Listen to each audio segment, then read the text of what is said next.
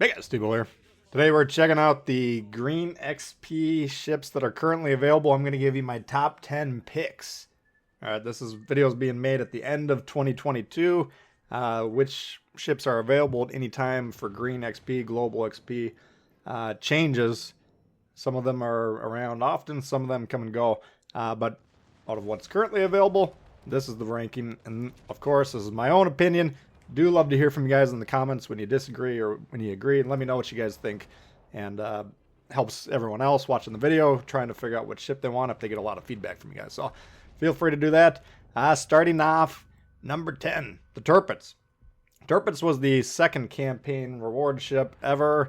It's the one I accidentally bought on stream for full price.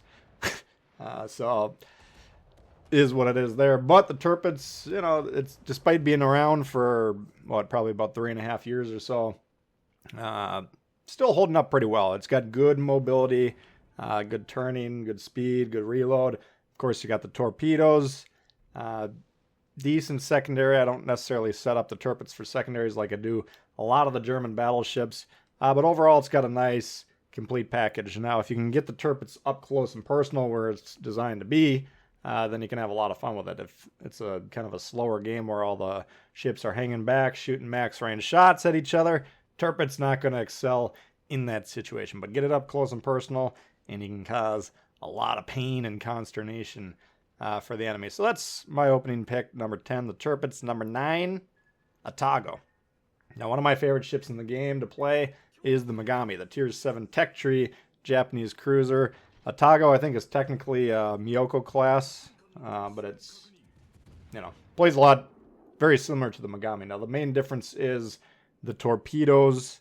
You have one set on each side that fires the torpedoes forward, one set on each side that fires them rearward. All right, now I think it's a lot easier to deploy full sets having them all pointed backwards on the Megami and the other traditional Japanese cruisers. To get a full salvo off, you really got to go broadside, which is very dangerous. You do not want to get shot in the broadside in the Atago. When it was first released, it was one of the few, if not the only, Tier 7 cruiser that had a heel, which was a big selling point on it. Survivability pretty good, armor pretty good. If you're angled properly, you can bounce a lot of shells, protect the citadel. But shortly thereafter, I don't know, at some point they buffed the cruisers. People weren't playing them as much. They still don't do that despite all the buffs. But basically they gave most of the Tier 7 cruisers a heel. So it did lose that advantage over time.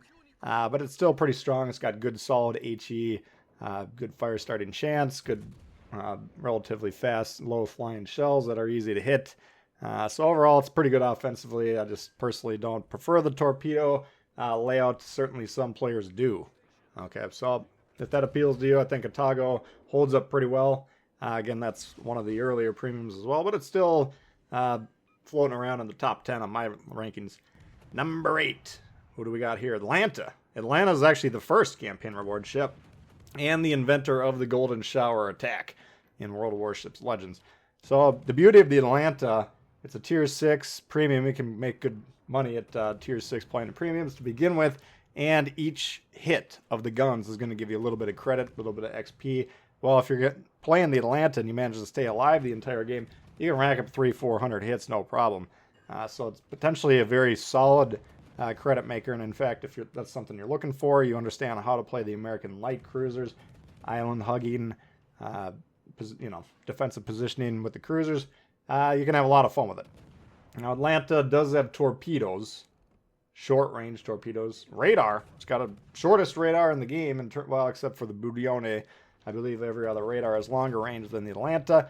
Correct me if I'm wrong, but it's, it's a shorter range radar, so it is, it's pretty tight, or it's pretty good up tight.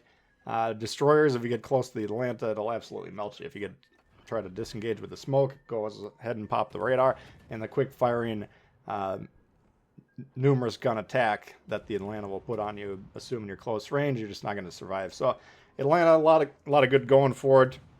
Survivability, it's pretty squishy, of course. Seems to be a little bit more able to survive when it's fully broadside against battleships, but if you're achieving any sort of angling whatsoever, the potential to get wrecked is there. So the Atlanta, not necessarily the sturdiest cruiser known to man, but overall pretty solid. Number 7, Massachusetts. What's this thing? Well, it's an American Tier 7 battleship, and it's set up with excellent secondaries, and I believe the AA suite is quite good as well. So I lean all in on the secondary build with my Massachusetts.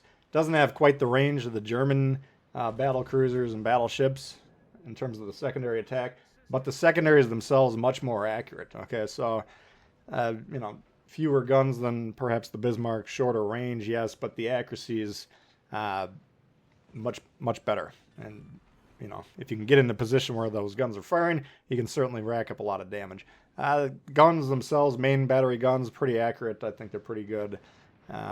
So the Massachusetts, definitely a fun Tier 7 battleship to play, no doubt about that one. And if that's what you're interested in, that's definitely a good pick. Yeah, you could make the case for Alabama, which isn't going to make the list here. Alabama's a good battleship overall, but it's just kind of like a more mobile Iowa. So the utility not quite there, but the Massachusetts very unique and quite strong. Number 6, German battleship, Tier 7 Odin. All right, now like the Tirpitz, it has the torpedo attacks. It has smaller caliber guns, very quick reloading, good speed, good mobility. The main drawback of the Odin is the firing angles of the torps, the launch angles. You do have to become quite broadside, so when you're trying to nuke someone close range, well, you're going to have to flash a lot of side. You might take a wicked shot in the meantime. But the Odin, overall, pretty survivable. Good armor scheme on it. And it's a ship that performs pretty well. So again, these German battleships I don't think are designed to be played at max range. If that's how you like to play the battleship, probably Alabama would be, or Champagne even, would be good options for you guys. But if you're willing to get up close, personal, duke it out with people, Odin, a very serious challenger, no doubt about that. All right, so number 5, what do we got here? Venom. Now, Venom I didn't necessarily love to begin with when it was launched. I don't believe, what's his name? Gleaves, I believe, the newer American destroyer commander. He was added. He allows for more of a torpedo-centric build, and the Venom definitely favors that. You got a lot of torpedoes. I think it's 2 sets of 4 on each side, if I recall off the top of my head. Pretty good guns. It's not quite as menacing as some of the American destroyers, but still definitely excels in the destroyer v destroyer fights with the guns. You got good, long-lasting American smoke. So there's a lot of tools on the Venom. It's just kind of a menace. Okay, with all these torpedoes floating around, it can be quite difficult for people to deal with. So due to the fact that it does well with the guns, does well with the torpedoes, it's kind of a balanced play style, a lot of utility, and it'll allow you to get a lot done with the Venom. So the Venom's growing on me over time. Again, I wasn't massively in love with it when it first launched, but I think due to the evolving options with the build and just getting more and more familiar with the ship, it's grown on me over time. So pretty good there, coming in at number 5, Venom. Number 4, Loyang. Now, when the Loyang launched, it launched with the Friesen. It was a dual campaign. You could buy the campaign for 2,500 doubloons. You get one of the ships for free. If you didn't, if you weren't happy with that, you wanted both of them, then you had to pony up and get the other ship. So I ended up buying one or the other. I earned Loyang, doesn't matter which one I earned. Paid for the other one because they're both solid destroyers, and we'll run into the Friesen here in a moment. But at the time, I was saying I think the Loyang is probably the stronger of the two. It's still outstanding, right? Now it's got I believe it's the longest range sonar in any destroyer, right around 5.5 kilometers. Combine that with a good effective smoke, and it's very good at dealing with enemy destroyers. But when you're in between those tools, the sonar's on cooldown, the smoke's on cooldown, the guns aren't amazing. The torpedo is pretty decent. It's kind of a balanced attack, kind of like the Venom in that way, but not as dangerous. The gun's not as strong. The torpedo's a little bit less effective than the Venom. So, it's dropped a little bit in my estimation. I would still rank the Loyang very strongly. We saw it in 1v1s the other day when I was playing ranked, and it did quite well against destroyers, battleships, cruisers. So Loyang very strong. You're not going to regret getting this one. There's no doubt about it, Loyang. But it's no longer top spot for me. It's still, top 4. Not bad, not bad. Speaking of top 3, here we got Azuma. Now, what the heck's going on with the Azuma? If you were around when it launched, I believe it was a campaign ship, and it was kind of a dog, to be honest with you. We earned it, played it, not that impressed. Maybe it was a green XP ship to begin with. I can't remember, but I think it was a campaign ship. It was a mess. It was inaccurate. There was a lot wrong with the Azuma, right? It had its fans. I wasn't one of them. But then one day, Wargaming was looking at the stats of all the ships, saying to themselves, what's going on with this Azuma? Nobody plays it, and when they do, it's not doing that well. And instead of kind of buffing it a little bit here, a little bit there, trying to bring it into a better situation, well, they went ahead and buffed literally everything. So the guns went from being kind of ineffective to now they shoot lasers. I set it up for a full AP build. That's Dimitri Dewey, aka Von Essen, I believe his name is, for the enhanced penetration angles, and Yamamoto for the enhanced AP penetration. Even if you don't spec it that way, the AP absolutely shreds, but I lean all in because that's the most effective part of the ship, and you can absolutely tear every ship to shreds. Okay, you get battleships close range, you can punch right through the Citadel. Long range, you can still do glorious damage. You just need to adjust your aim point a little bit. Cruisers, you're in serious trouble when the Azuma's attacking you. It's just very slow reload. Okay, so that's the balancing factor there. But Azuma, it can't tank every battleship that, if it's pointed at them. But it can tank a lot of guns. So it's a sturdy ship. It's a punishing ship. And even though the damage per minute may not be as high due to the slow reload, the punchiness of the spike damage is a major threat. So whenever I go against an Azuma, I try and get that thing off the board as quick as possible. So if you leave it alone, it's going to come back to bite you sooner or later. All right, so number 2 and number 1, this was a tough decision for me. I ended up going with Suzukia number 2, and it just depends on the day of the week. I mean, Suzukia is an amazing ship. What is it? It's a Megami class. Moves quite similar to the Megami, a very nice flowing play style.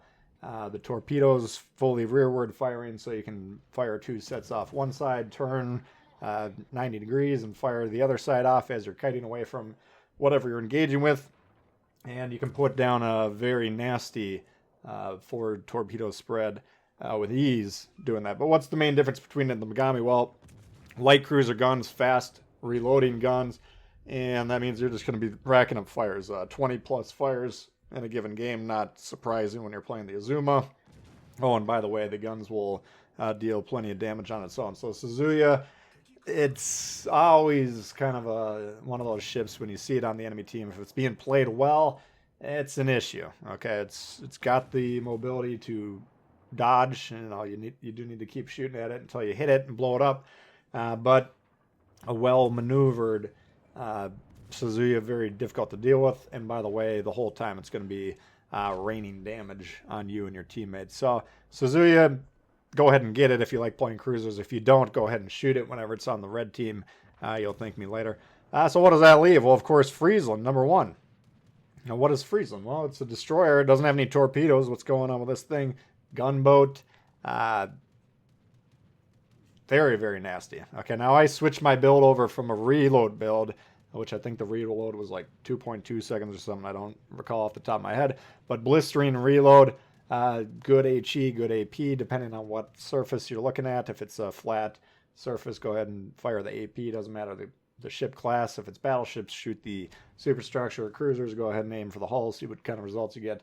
Destroyers are generally going to be hitting with HE anyways on this thing. But blistering attack. Now, what did I change the build to? Anti-air. Okay, now it's a very strong anti-air build to begin with, but I leaned all in on it. All right, someone was bombing me the whole game.